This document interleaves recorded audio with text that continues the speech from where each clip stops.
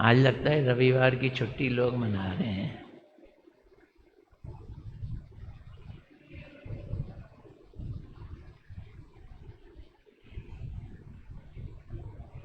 चलो महामंत्र का कीर्तन करते हैं अपनी आत्मा की सफाई के लिए, भलाई के लिए और भक्ति के लिए। क्या क्या? चेतो दर्पण मार्जनम, सफाई के लिए, भलाई के लिए, श्रेय कैरव चंद्रिका वितरणम, और भक्ति के लिए। हरे कृष्णा कृष्णा कृष्णा हरे हरे, हरे राम राम राम हरे हरे, हरे कृष्णा कृष्णा कृष्णा हरे हरे, हरे राम राम राम हरे हरे, हरे कृष्णा कृष्णा कृष्णा हरे हरे, हरे राम राम राम हरे हरे, हरे कृष्णा कृष्णा कृष्णा हरे हरे, हरे राम राम राम हरे, हरे कृष्णा कृष्णा कृष्णा हरे हरे, हरे राम राम राम हरे हरे कृष्णा कृष्णा कृष्णा हरे हरे, हरे राम राम राम हरे हरे, हरे कृष्णा कृष्णा कृष्णा हरे हरे, हरे राम राम राम हरे हरे, हरे कृष्णा कृष्णा कृष्णा हरे हरे, हरे राम राम राम हरे हरे, हरे कृष्णा कृष्णा कृष्णा हरे हरे, हरे राम राम राम हरे हरे, हरे कृष्णा कृष्णा कृष्णा हरे हरे, हरे राम राम राम हरे, हरे कृष्णा कृष्णा कृष्णा हरे हरे, हरे राम राम राम हरे हरे, हरे कृष्णा कृष्णा कृष्णा हरे हरे, हरे राम राम राम हरे हरे, हरे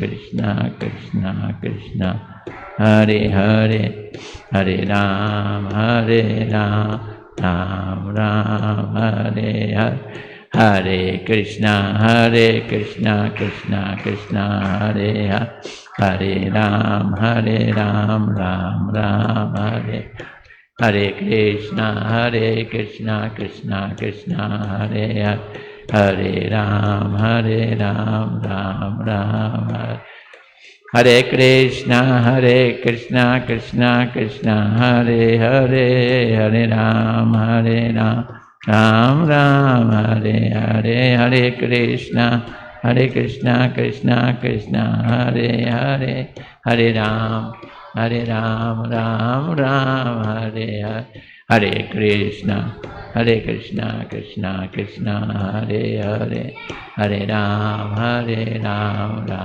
राम हरे हरे, हरे कृष्णा कृष्णा कृष्णा हरे हरे, हरे राम राम राम हरे, हरे कृष्णा कृष्णा कृष्णा हरे हरे, हरे राम राम राम। हाथ उठा के हरे कृष्णा कृष्णा कृष्णा हरे हरे, हरे राम राम राम हरे हरे। आज हम 8वें अध्याय को शुरू करेंगे। 7 अध्याय हो गए हैं।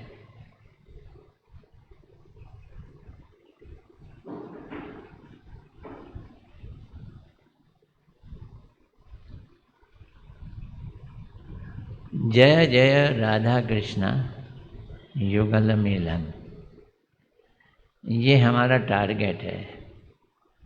जय जय राधा कृष्णा युगल मिलन, ये हमारा ऑब्जेक्ट है।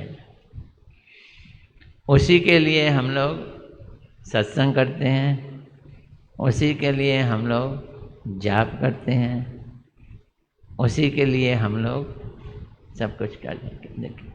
रोज किस लिए करते हैं? हम अधिकतर मंदिर आते हैं, जो 80% लोग हैं वो भगवान से भक्ति नहीं मांगते, वो भगवान से अपनी सांसारिक चीज़ों की एप्लीकेशन लगाते हैं। हमको ये मिल जाए, हमको ये मिल जाए, ये मिल जाए, देही देही देही, इस तरह से हम मंदिर आते हैं। लेकिन क्या हम भगवान को खुश करते हैं? क्या उन्हें प्रसन्न करने के लिए कुछ करते हैं क्या? ले ही ले ही ले ही, ये हम करते हैं क्या? ले लो, ये ले लो, ये ले लो। और देखो हमारी स्थिति पता है क्या है? हमारी स्थिति नारियल जैसी है।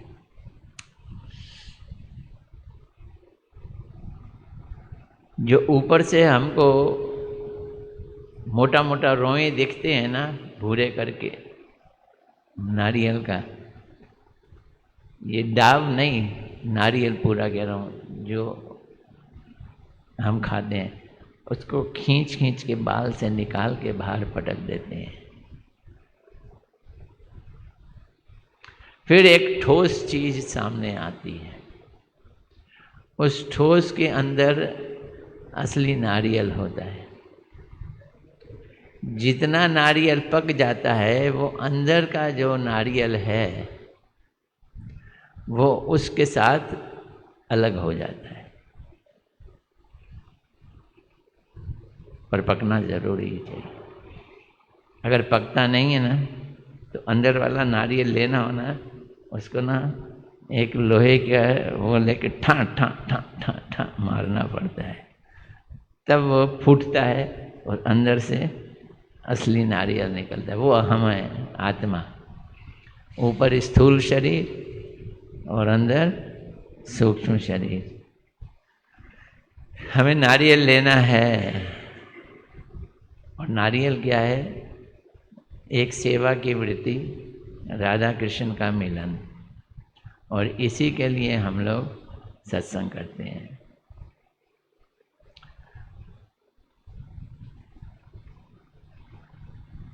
अगर हमें नारियल चाहिए तो ऊपर के खोल की कोई ज़रूरत है? जब आपने उसको बाल खींच खींच के रगड़ के निकाला, तो उसको क्या करोगे? अपनी पॉकेट में डालोगे या फेंकोगे? वो फेंकोगे। फिर जब ठुक ठुक ठुक ठुक करके ऊपर का छिलका उतारा, छिलके को पॉकेट में रखोगे या फेंकोगे? वो भी फेंकेगा। अंदर का नारियल हमारे पास रहेगा। ऐसे ही संसार का सारा जो व्यापार है वो नारियल का छिलका है। उसको उखाड़ के क्या करना है? फेंकना है। और फिर हमारी भी जो सूक्ष्म आसक्तियाँ हैं, वो छोटा जो हमारा सूक्ष्म शरीर है वो है, वो भी छोड़नी है। इसका मतलब है 100% संसार की आसक्ति हमें क्या करनी है? छोड़नी है। 100% संसार भी और संसार की आसक्ति। लेकिन यात्रा थोड़ी दूर है। लोग कहते हैं, जैसे उस दिन वो कह रहे थे, एडजस्ट कर लेना चाहिए। क्या क्या? कॉम्प्रोमाइज कर लेना चाहिए।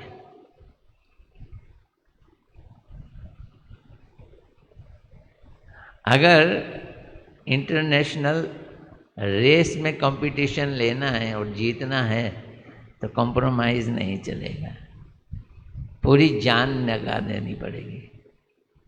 मुझे ध्यान है, एक बार मैं गुरु महाराज जी के साथ दिल्ली में शालीमार बाग में पार्क में मॉर्निंग वॉक कर रहे थे। तो दो छोटे छोटे बच्चे,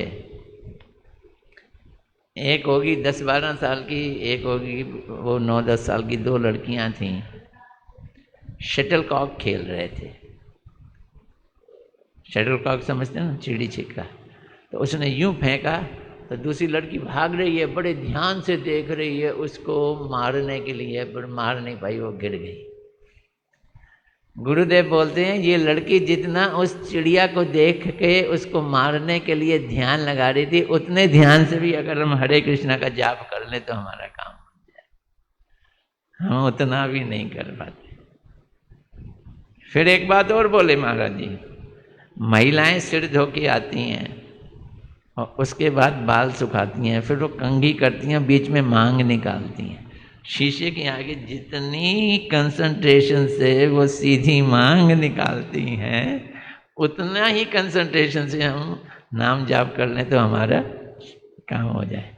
मैंने कहा महाराज जी पहले तो आदमी लोग भी मांग निकालते थे, मुझे याद है मेरे बड़े बाल होते थे तो मैं भी मांग निकाला करता।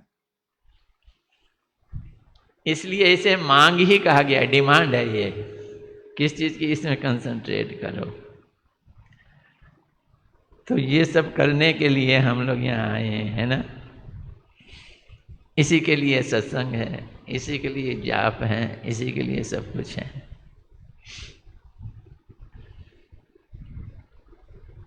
राधा कृष्ण को हमें मिलाना है, वो लोग खुश होंगे तो हम भी खुश हो जाएंगे। उनका आनंद है, कृष्ण का आनंद है राधा रानी। राधा रानी आनंद की शक्ति है, अलादनी शक्ति है। राधा जी कृष्ण को मिलती हैं, कृष्ण को आनंद आता है। और कभी कभी रूठ जाती हैं, नहीं मिलती हैं, मिलने से मना कर देती हैं, कृष्ण मनाते हैं, कृष्ण को मनाने में आनंद आता है।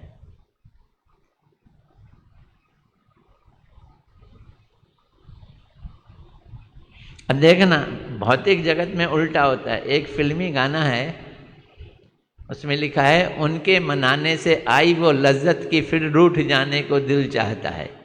ये एक फिल्मी गाना है। उनके मनाने से मुझे मिली, क्या मिली? लज्जत कि अब फिर मेरा दिल करता है रूठ जाना है। लेकिन वहाँ ये नहीं है।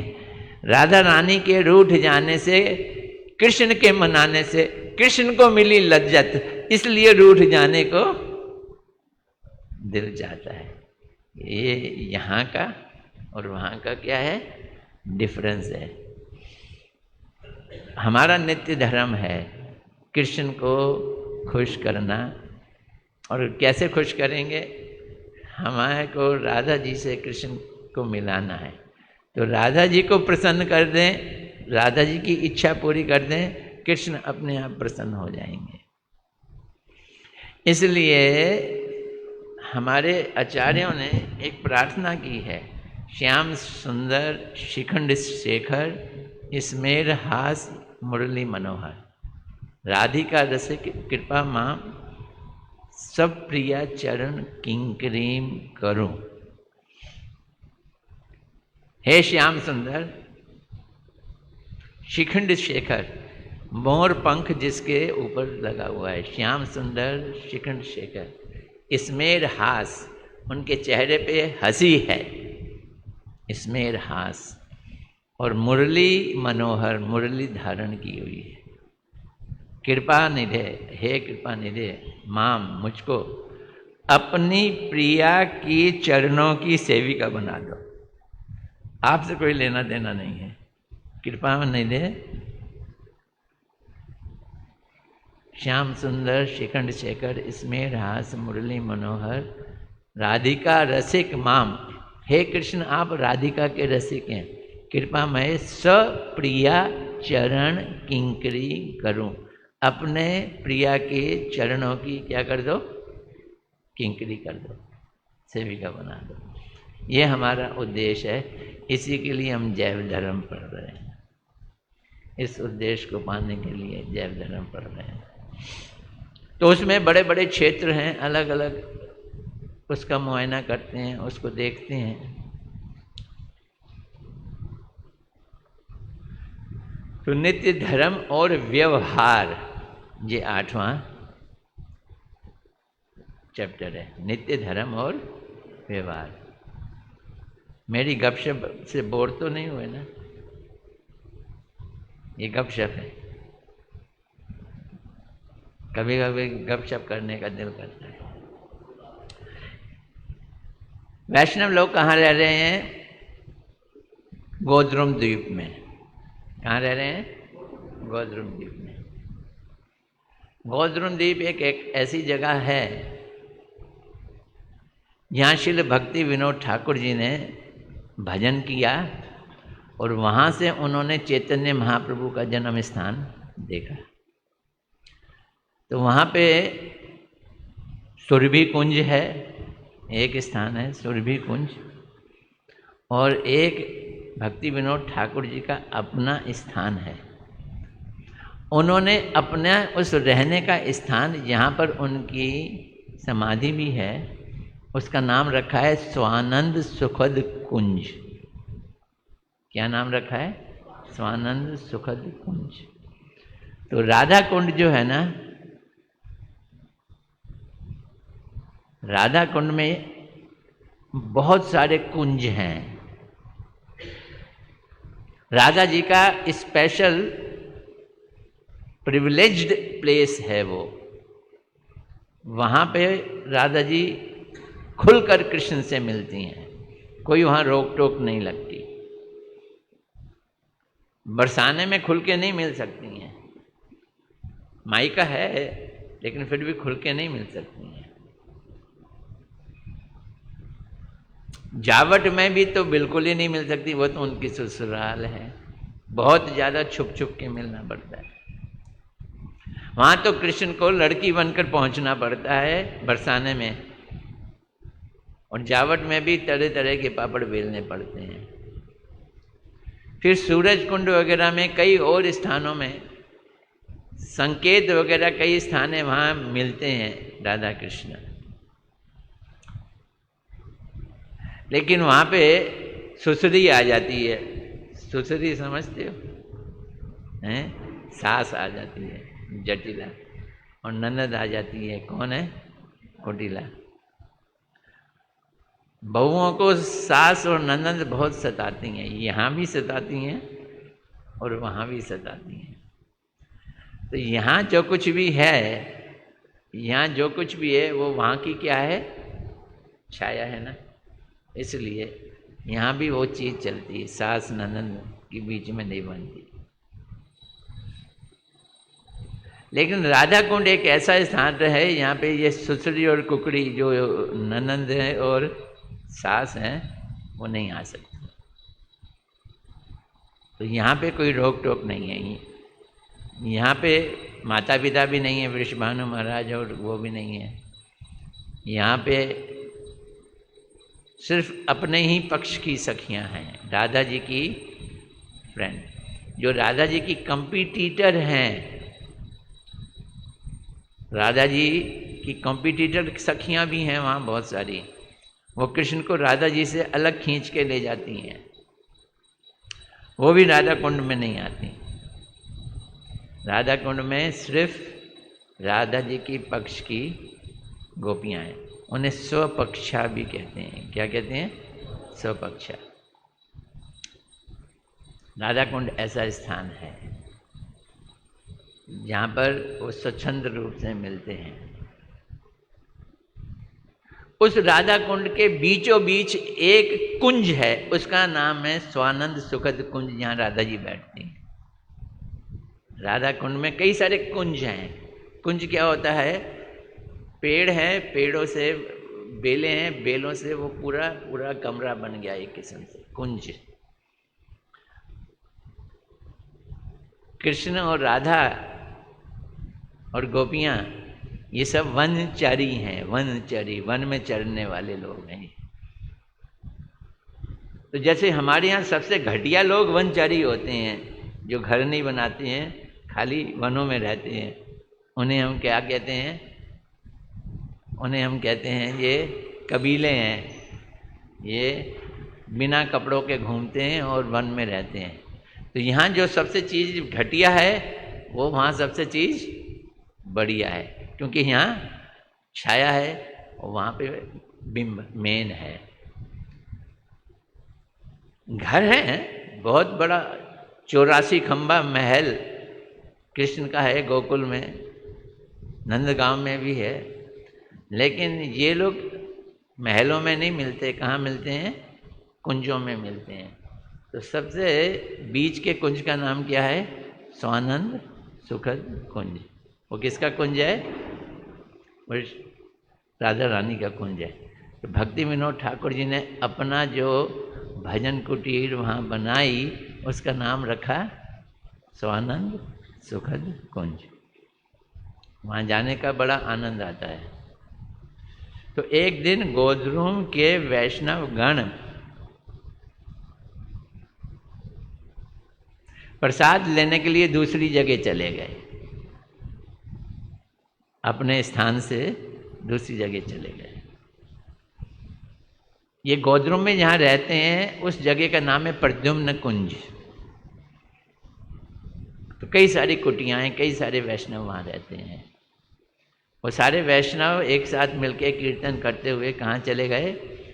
श्री गौर हृद के दक्षिण पूर्वी किनारे वनवासी वैष्णवों के कुंज में चले गए। वो भी कुंज में रह रहे हैं, वनवासी भी। छोटी छोटी कुटियाँ और चारों ओर पेड़ और बेलें हैं खूब सारी। मेरी आवाज़ वो हो रही है ना? इको हो रही है।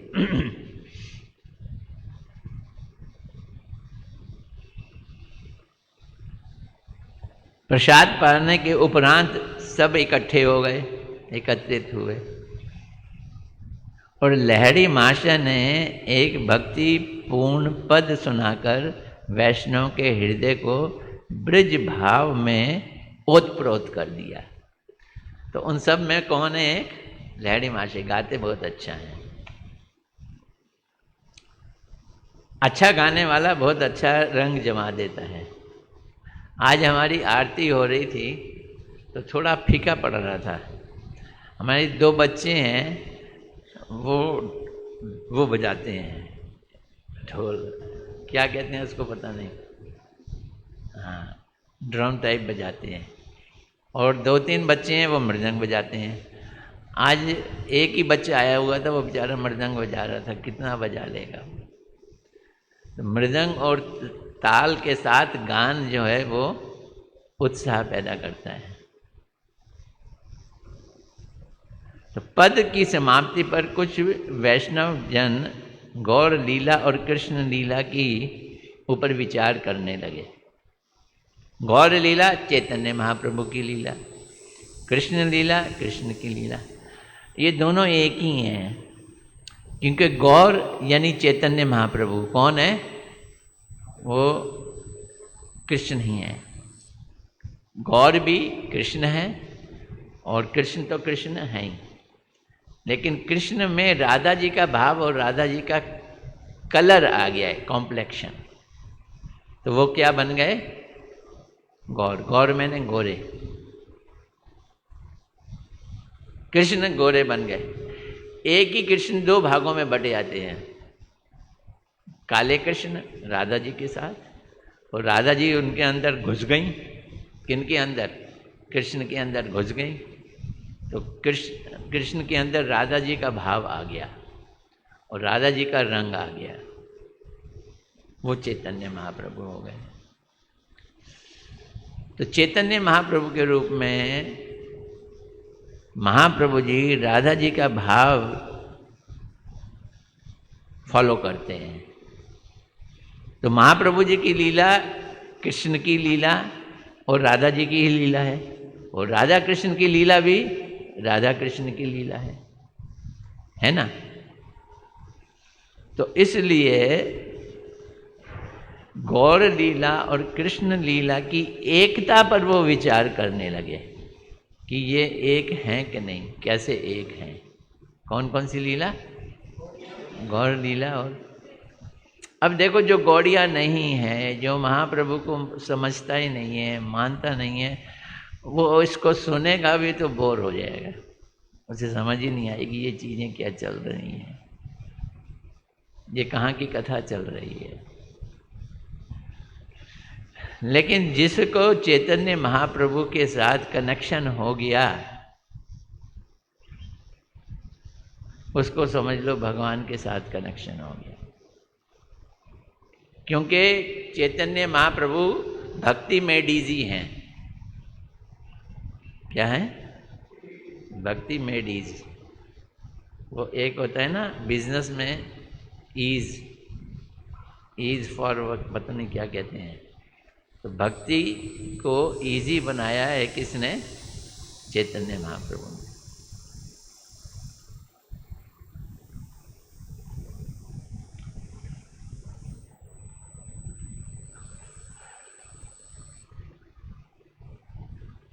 तो उसी समय एक और ग्रुप आ गया वहां पर वैष्णवों का। तो यहाँ गौर हृदय में कौन आए हुए थे? गौतम द्वीप के वैष्णव। मैं इसलिए बार बार बोल रहा हूँ तो कि विजुलाइज करो, ये वैष्णव, ये वैष्णव।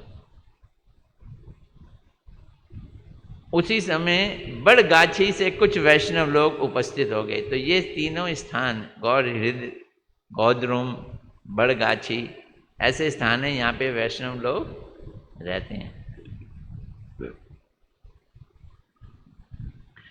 और जो बड़गाछी के लोग आए, उन्होंने पहले गौर हृदय और उनके उपरांत वैष्णव को साष्टांग प्रणाम किया। वैष्णव ने आगंतुकों का यथा उचित सम्मान किया। अब ये समझना, आगंतुक, आए हुए लोग, ये हिंदी है ना, क्या कहेंगे? जो वहाँ आए थे उन लोगों का, आगंतुकों का यथा उचित सम्मान किया। अब ये शब्द याद कर लो, आगंतुक, आए हुए।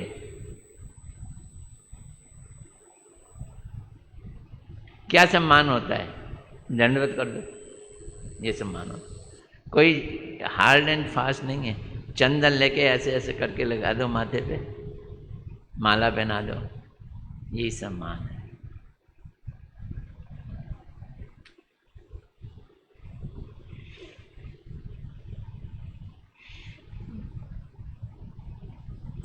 उस कुंज में, गौर हृदय में, उस कुंज में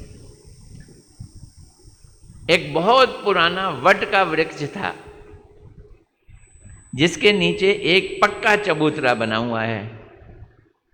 लोग उस वट वृक्ष को बड़ी श्रद्धा के साथ निताई वट कहते हैं। क्या कहते हैं?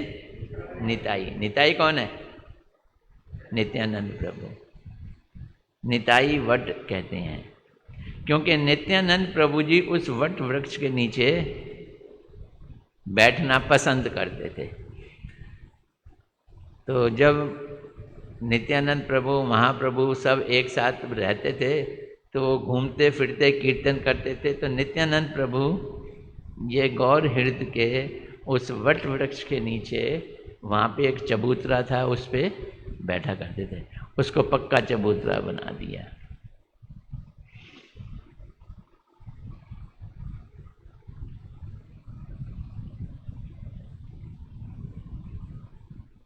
निवृत्त कुंज, उस स्थान पर एक वैष्णव हैं, बड़े वरिष्ठ पुराने वैष्णव।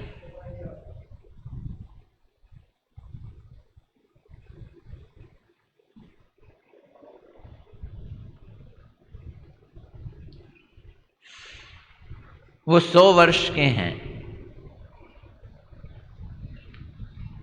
उनका नाम है हरिदास बाबा जी।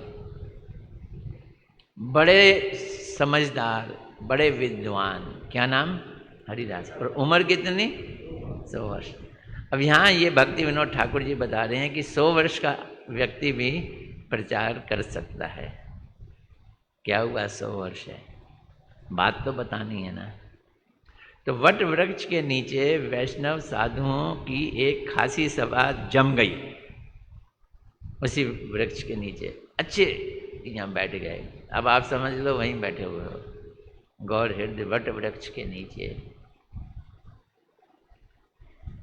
उसी बीच बड़गाछी के एक नए नए आए हुए युवक व्यक्ति ने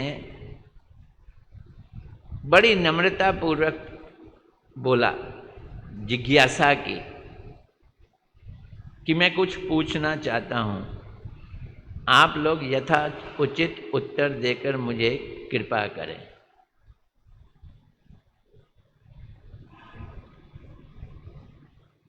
तो वो जो हरिदास बाबा जी थे, जो 100 वर्ष के थे, उनकी खूबी यह थी कि उन्होंने नित्यानंद प्रभु जी के अपने आंखों से उस वट वृक्ष के नीचे के दर्शन किए हुए। ये उनकी खूबी थी। तो उस वट वृक्ष के नीचे 100 वर्ष हो गए, तो इसका मतलब जब वो 10-12 साल के थे तो उन्होंने देखा होगा वहाँ पे नित्यानंद प्रभु बैठे थे।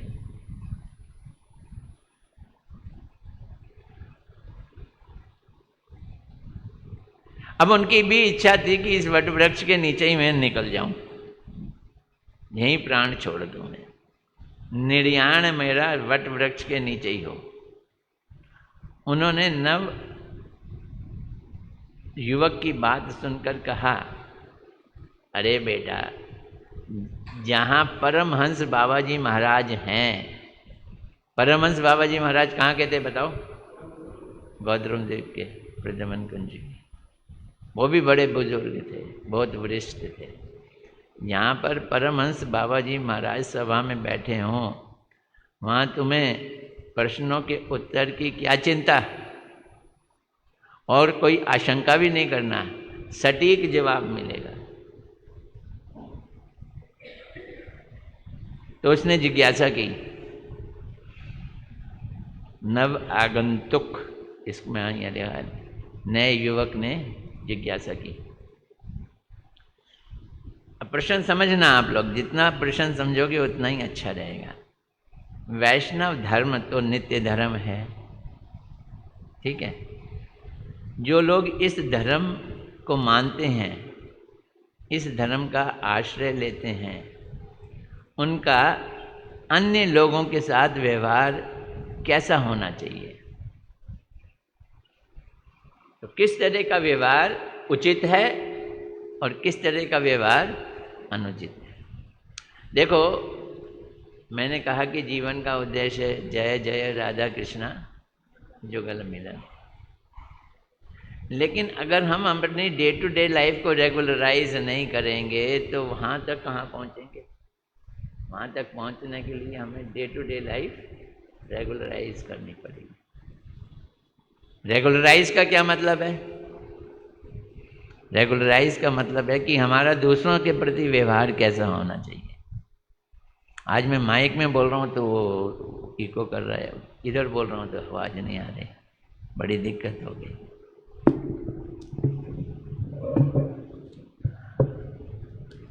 हरे कृष्णा। देखते हैं अब क्या होता है। तो ये प्रश्न, वैष्णव धर्म नित्य धर्म है। जो लोग इस धर्म का आश्रय कर लेते हैं, उनका अन्य लोगों के साथ कैसा व्यवहार होना चाहिए?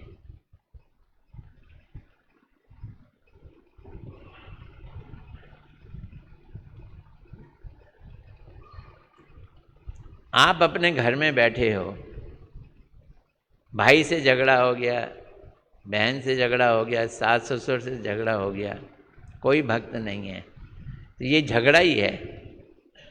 लेकिन अगर आप वैष्णवों की टोली में बैठे हो, फिर झगड़ा हो जाए, तो किससे झगड़ा होगा? वो वैष्णव से होगा, तो वैष्णव अपराध बन जाएगा।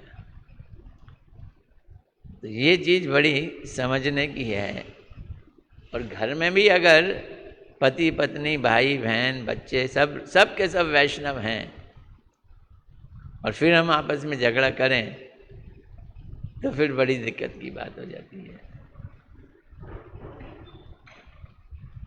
फिर बड़ी दिक्कत की बात होती है। एक तरह का झगड़ा है वो चलेगा। कैसा झगड़ा है? चैतन्य महाप्रभु जी ने नित्यानंद प्रभु को बोला कि तुम नवद्वीप में रहो, यहाँ पुरी में आने की जरूरत नहीं है। लेकिन नित्यानंद प्रभु आ जाते हैं, मैं नहीं रह सकता तुम्हारे बिना। चतुर्मास में आते हैं, 4 महीने रहते हैं, फिर चले जाते हैं। ये झगड़ा कैसा है? ये प्रेम का कलह है। हमारे परम गुरुदेव श्रील भक्ति प्रज्ञान केशव जी गोस्वामी महाराज और उनके एक सीनियर गॉड ब्रदर बड़े थे, उनसे सब्जी मंडी में गए सब्जी लेने के लिए, मटकी। तो 2 गठरियां बनी, एक बड़ी एक छोटी। अब दोनों झगड़ रहे हैं कि बड़ी वाली मैं लूँगा, उठा के ले जानी है सिर पे रख के। दोनों क्या झगड़ रहे हैं? बड़ी वाली मैं लूँगा। जो सीनियर है, तू छोटा है, तू बड़ी नहीं उठा सकता। और छोटे वाला कहता है कि आप बड़े हो, मैं आपके ऊपर ज़्यादा बोझ नहीं जाने दूंगा। अब ये झगड़ा चल रहा है। ये झगड़े तो ठीक हैं, चलेंगे।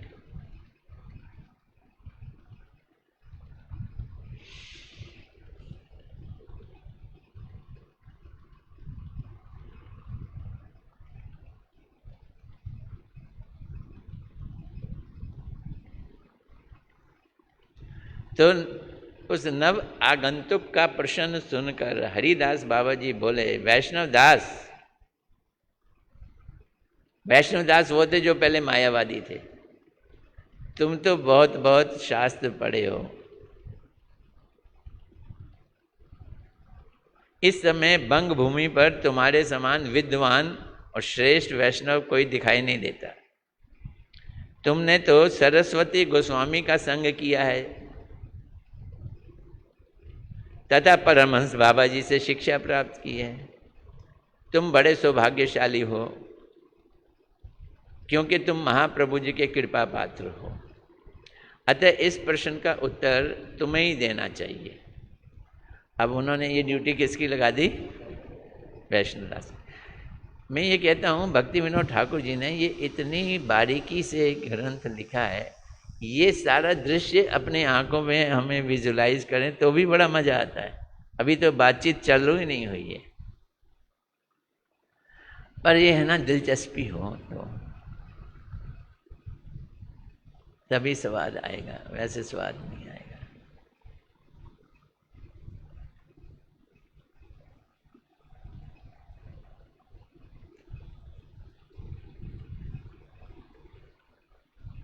वैष्णवदास बाबा जी ने विनीत भाव से कहा, महात्मन आपने तो साक्षात बलदेव जी के अवतार नित्यानंद प्रभु के दर्शन किए हैं और ना जाने कितने ही लोगों को शिक्षा देकर आपने परमार्थ राज्य में प्रवेश कराया है। आज हम लोगों को मौका मिला है आपका संग करने के लिए और आपको सुनने के लिए। आज हम ये मौका खोना नहीं चाहते। सभी लोगों ने वैष्णवदास बाबा जी की बात को समर्थन किया। यस यस यस, यानी अब कौन बोले? हरिदास बाबा जी उन लोगों का अनुरोध टाल ना सके। आखिर वे ही इस प्रश्न का उत्तर देने के लिए तैयार हो गए। उन्होंने वट वृक्ष के नीचे नित्यानंद प्रभु को प्रणाम किया और कहना शुरू कर दिया। अब वो क्या बोल रहे हैं समझना। जगत में जितने भी जीव हैं उन सब में एक बात तो पक्की है कि सब कृष्ण के दास हैं। अच्छे लोग हैं वो भी, बुरे लोग हैं वो भी, सब क्या हैं? कृष्ण के दास हैं। तो सबको कृष्ण का दास समझकर मैं सबको प्रणाम करता हूँ। वो चींटी भी आ गई, मच्छर भी आ गए, पेड़ पौधे भी आ गए, सभी जीवों को कृष्ण दास समझकर मैं प्रणाम करता हूँ। कोई माने या ना माने, सभी उनके दास हैं। सच्ची बात तो ये है, सभी उनके दास हैं। यद्यपि सारे जीव स्वभाव से स्वतः सिद्ध कृष्ण के दास हैं, लेकिन हाय रे हाय, ढेर सारे जीव अज्ञानवश या भ्रम के वश अपने को कृष्ण दास मानते नहीं हैं। बस ये बात हो गई है। हम लोग कृष्ण के दास मानते नहीं। ये जैसे शराबी की हालत होती है ना, वैसी हालत हो गई है।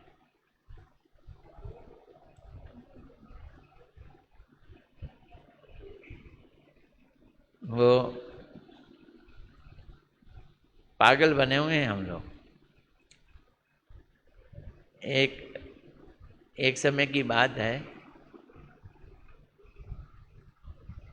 हमारे प्राइम मिनिस्टर जवाहरलाल नेहरू थे।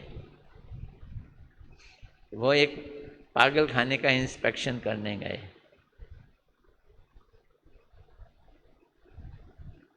तो उसने, जो वहाँ का एडमिनिस्ट्रेटर था, वो सब लोग खड़े हो गए। तो नेहरू जी ने कहा, कोई ठीक भी होता है यहाँ या खाली एडमिट ही होते हैं? नहीं नहीं सर, ठीक होता है, आज ही एक ठीक होके जा रहा है। नेहरू जी ने कहा, मिलाओ उसको। तो वो मिलाया। तो नेहरू जी बोलते हैं, मैं जवाहरलाल नेहरू हूँ, पता है? बोलते, कोई बात नहीं, चिंता नहीं करो, ठीक हो जाओगे। मैं जब आया था तो अपने को मोतीलाल नेहरू कहता था।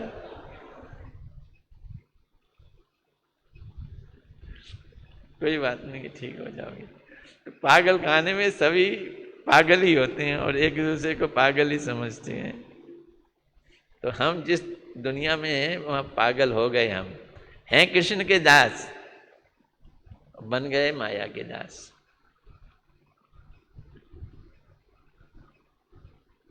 तो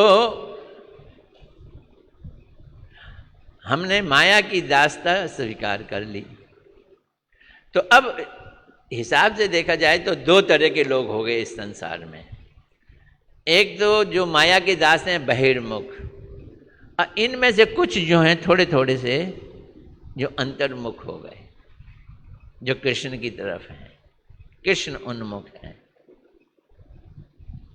अधिकतर तो सब कृष्ण से बहिर्मुख हैं,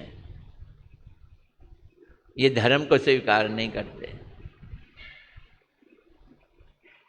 अब इनके बारे में क्या कहें, इनकी चर्चा भी क्या करें, जो धर्म को ही नहीं स्वीकार करते। तो क्या कहते हैं, इनके बारे में कुछ कहना ना कहना एक ही बराबर है। ये अच्छा कर रहे हैं या बुरा कर रहे हैं, इनके साथ हम कैसा करें कैसा ना करें, कोई फर्क पड़ता ही नहीं है। क्या कह रहे हैं, इनके बारे में कुछ कहना ना कहना बराबर ही है। इनमें कर्तव्य अकर्तव्य इसका विवेक ही नहीं कि क्या हमारा कर्तव्य क्या नहीं है। अपना सुख और स्वार्थ ही इनका सर्वस्व है। तो जो लोग धर्म स्वीकार करते हैं, भगवान की भक्ति को स्वीकार करते हैं, उनमें विवेक है। उसके कारण वो इस चीज के पीछे पड़े रहते हैं, क्या हमारा कर्तव्य है और क्या हमारा कर्तव्य नहीं है।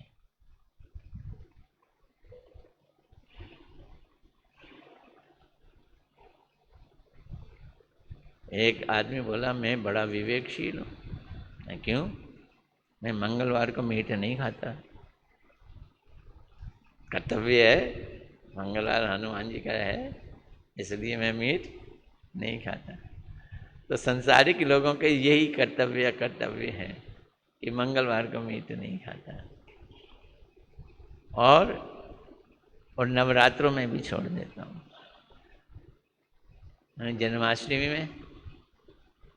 जन्माष्टमी में सोचने लगा खाता हूँ या नहीं खाता हूँ, कह नहीं पाया बेचारा, शायद नहीं खाता। रामनवमी में तो उस दिन तो खाते, उसी दिन खाते। अष्टमी तक तो नवरात्रे रखे, नहीं खाए, पिए भी नहीं।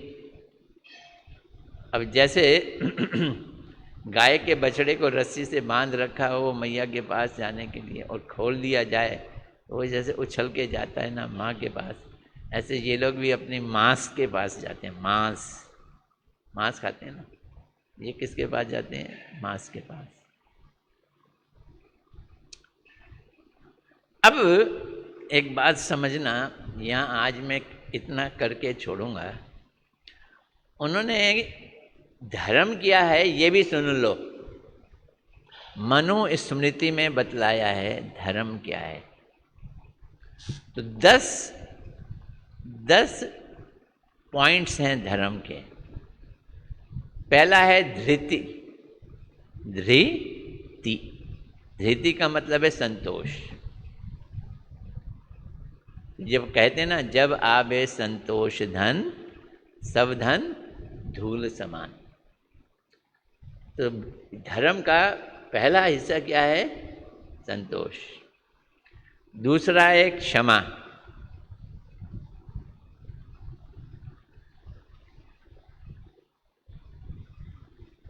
तीसरा है दम। दम का मतलब है गड़बड़ी स्थिति होने पर भी हमारा चित्त में गड़बड़ ना हो, इसे क्या कहते हैं? दम। चौथा है अस्तेय। संस्कृत शब्द हैं ये सारे, यानी चोरी ना करना। पांचवा है शौच। शौच का मतलब है नहा धो के शुद्ध रहना, अच्छे कपड़े पहनना, धुले हुए। छठा है इंद्रिय निग्रह, कंट्रोलिंग योर सेंसेस। छठा, इंद्रियों पे कंट्रोल। और सातवां है धी। धी का मतलब है बुद्धि, शास्त्रों का ज्ञान। आठवां है विद्या, आत्मज्ञान। मैं शरीर नहीं हूं, मैं आत्मा हूं, आत्मज्ञान।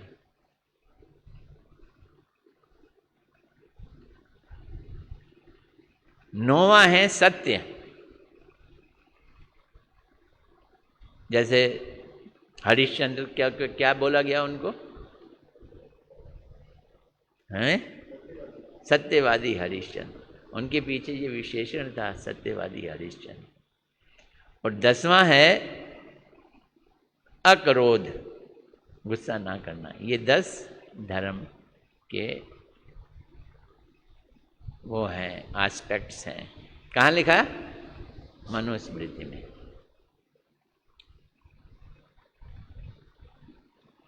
इसमें जो धृति, दम, शौच, इंद्रिय निग्रह, धी, विद्या, ये जो 6 हैं ये अपने प्रति कर्तव्य हैं। बाकी जो हैं क्षमा, अस्तेय, सत्य, अक्रोध, ये दूसरों के प्रति कर्तव्य हैं। तो टोटल मिला के कितने हैं? 10।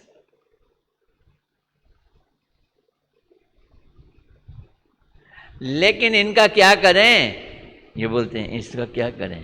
क्यों? इन 10 में एक भी पॉइंट हरि भजन नहीं है। धर्म के 10 पॉइंट तो बता दिए, लेकिन हरि भजन तो बताया नहीं। ये 10 प्रकार के धर्म साधारण लोगों के लिए हैं, क्योंकि इनमें किसी के लक्षण में भी हरि भजन स्पष्ट निर्देश नहीं पाया जाता।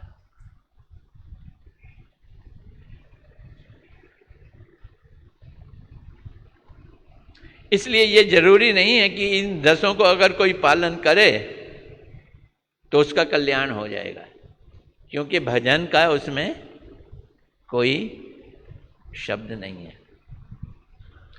अब दूसरा एक ग्रंथ है विष्णु धर्मोत्तर। उस ग्रंथ में क्या कहा गया है? इस संसार में विष्णु भक्त का 5 दिन जीना भी मंगलकारी है, और जबकि विष्णु भक्ति के बिना हजारों कल्प तक वो जिंदा रहे तो भी कल्याणप्रद नहीं है, उल्टा अमंगल ही होगा। ये किस में लिखा है? ये विष्णु धर्मोत्तर ग्रंथ में लिखा है। तो कृष्ण भक्ति से रहित मनुष्य कहलाने का ही नहीं अधिकारी है। कृष्ण भक्ति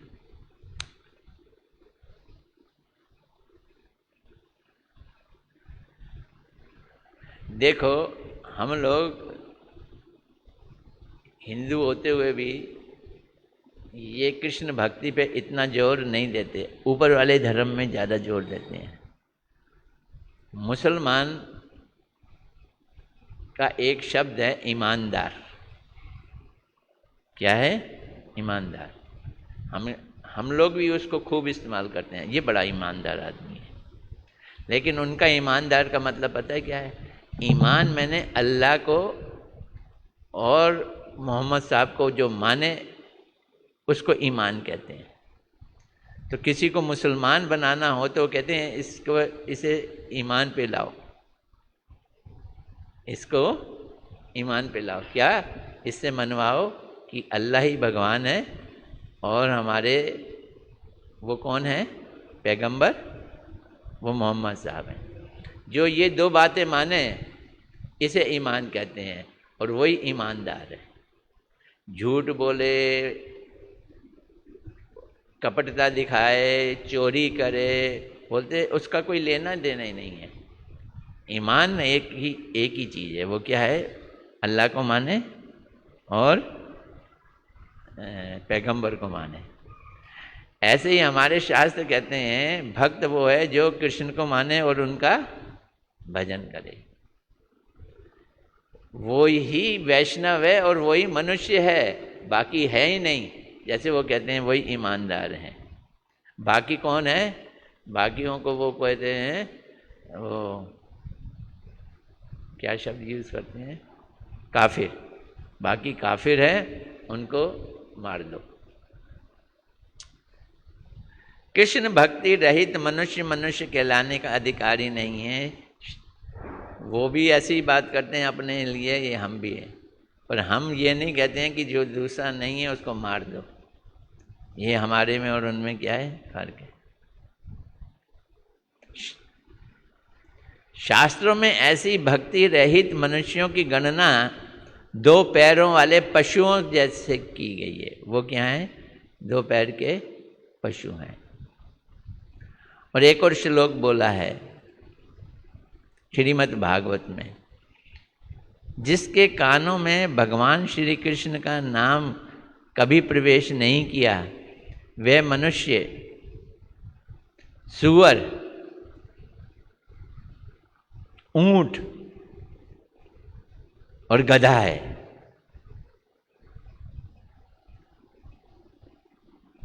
बल्कि उनसे भी बीता गया हुआ है।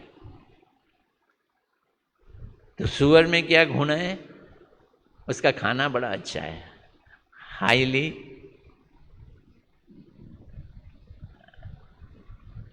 बड़ा पीला सोने वाला खाना है उसका। किसका? सूअर का। और ऊंट का खाना पता है क्या है? ऊंट कांटे खाता है।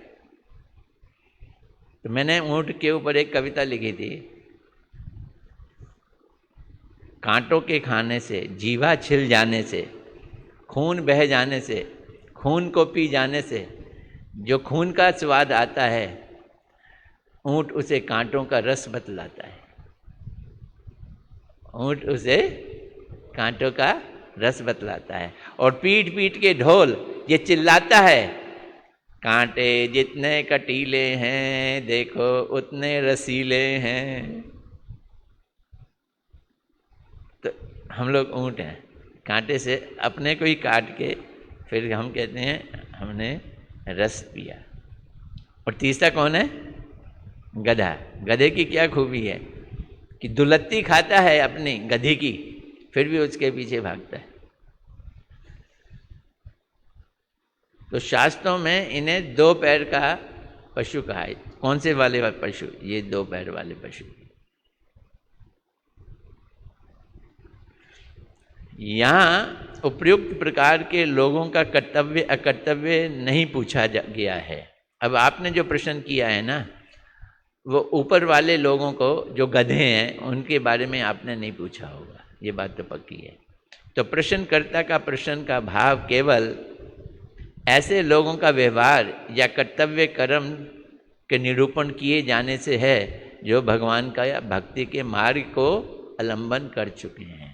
तो उन लोगों का क्या कर्तव्य है उससे हमें कोई लेना देना नहीं है। किससे लेना देना है? जो भगवान की भक्ति में आ चुके हैं। तो जिन लोगों ने भक्ति पथ का अवलंबन कर लिया है उन्हें 3 श्रेणियों में विभक्त किया गया है। अब क्या क्या श्रेणियां हैं, कैसी श्रेणियां हैं, उसको हम कर लेंगे। तो आज हम यहीं पे ख़त्म करते हैं।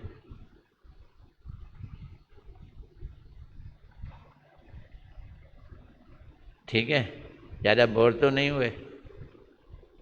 हरे कृष्णा कृष्णा कृष्णा हरे हरे, हरे राम राम राम हरे हरे, हरे कृष्णा कृष्णा कृष्णा हरे हरे, हरे राम राम राम हरे हरे। गौर प्रेमानंदे हरे। बोलो कोई प्रश्न हो तो। Any question? तू कल नहीं थी, ऑनलाइन पे थी? क्या बात है, हैं? क्या कह रही? हाँ, कल कल क्या सुनाया था? अच्छा, कल काफ़ी, हाँ, उसी को रिपीट भी किया था।